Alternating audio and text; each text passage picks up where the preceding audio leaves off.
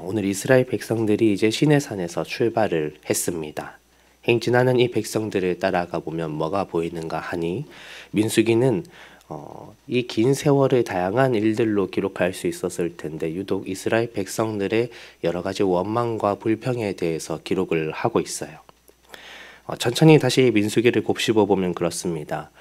민수기는 이 백성들을 향해서 원망덩어리 백성, 이들은 구제불능이었어 라고 말을 하기보다 왜 그들이 불평을 했고 그들은 하나님 앞에 어떻게 원망을 했는가, 그것을 우리에게 알려주고 있습니다.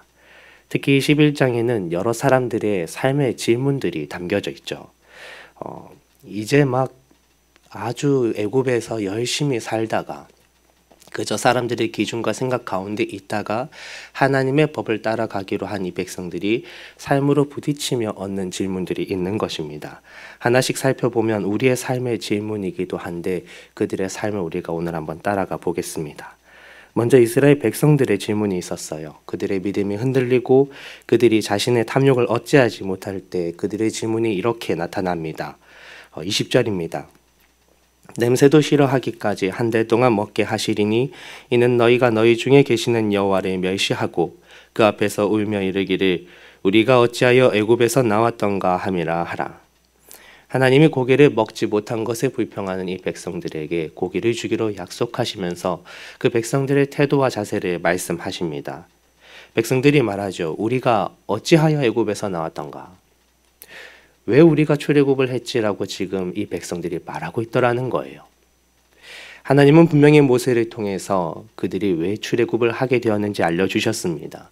그리고 1년 동안 시내산에 머물게 하시면서 하나님의 법들을 주셨죠. 왜 그들이 이렇게까지 출애굽하여서 하나님의 법을 듣고 살아가야 하는지, 하나님 나라의 백성이 된다는 건 무엇인지 하나님은 그들을 계속해서 가르쳐 주셨습니다. 그러나 이 백성들이 부딪히는 상황 속에서 하나님이 오늘 나를 부르신 이유를 잊고 이전에도 만나와 메추라기로 먹이셨던 은혜의 과정을 잃었을 때 그들은 출애굽의 목적과 은혜를 다 함께 잃어버렸습니다. 또 다른 이야기가 있죠. 모세의 원망입니다. 모세의 원망의 중심에도 그가 던지는 질문이 있었습니다. 11절에 그가 이렇게 말하죠. 모세가 여호와께 여짜오되 어찌하여 주께서 종을 괴롭게 하시나이까? 어찌하여 내게 주의 목전에서 은혜를 입게 아니하시고 이 모든 백성을 내게 맡기사 내가 그 짐을 지게 하시나이까? 이 불평하는 백성들 사이에서 모세가 너무나 큰 부담감을 가지고 있었습니다. 그는 하나님에게 어찌하여 이 백성을 제게 맡기셔서 제가 이 짐을 져야만 하는 것입니까? 제가 그들을 낳았습니까? 제가 그들을 어떻게 다 먹일 수 있단 말입니까? 라고 하소연합니다. 모세의 마음이지요.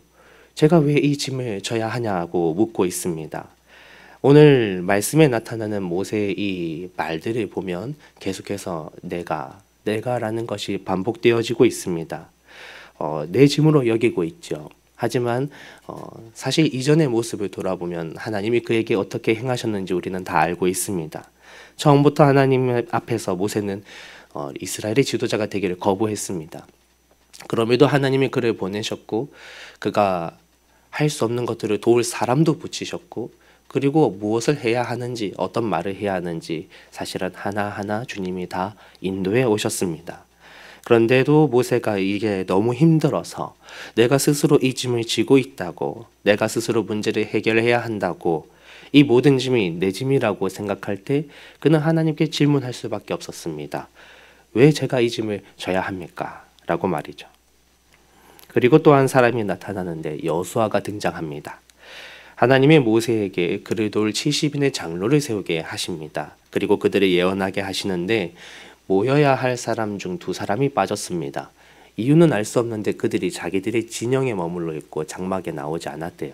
그런데 한 소년이 다 뛰어와서 소식을 전하기를 그들이 진영 가운데에서 예언을 하고 있더라는 것입니다. 그런데 그 상황에 대해서 굉장히 불편감을 느끼는 한 사람이 있었으니 그것이 여호수아였죠. 28절은 그를 이렇게 나타냅니다. 택한 자 중 한 사람 곧 모세를 섬기는 눈의 아들 여호수아가 말하여 이르되 내 주 모세여 그들을 말리소서.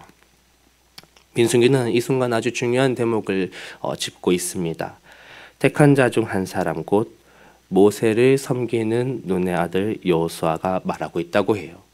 모세를 옆에서 섬기고 그의 권위와 지도력에 충성하며 나아가던 여호수아의 눈에 이 장막 앞에 모이지도 않았고 모세를 대면하지도 않았던 누군가가 하나님의 예언을 하는 것은 무언가 자격에 맞지 않다라고 생각을 했던 것 같습니다. 그는 하나님의 권위보다 모세의 권위를 지금 좀 더 단단하게 해주고 싶었던 것 같아요. 그래서 그의 마음에는 저 사람들이 왜 예언을 하지?